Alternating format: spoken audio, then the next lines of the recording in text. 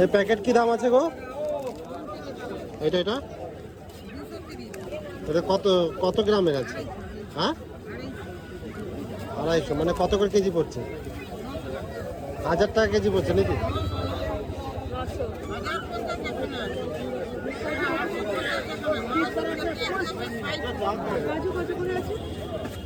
এইটা কত? এটা এটা 850, আর এটা 800, আর এটা 7।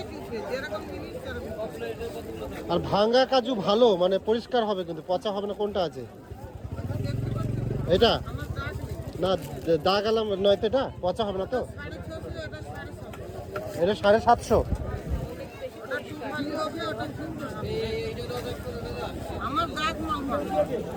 না, দাগ মাল কিন্তু পচা হয়, তার জন্যই বলছি। আর এই কত আলমন্ড কত করে গো? 80 টাকা শ।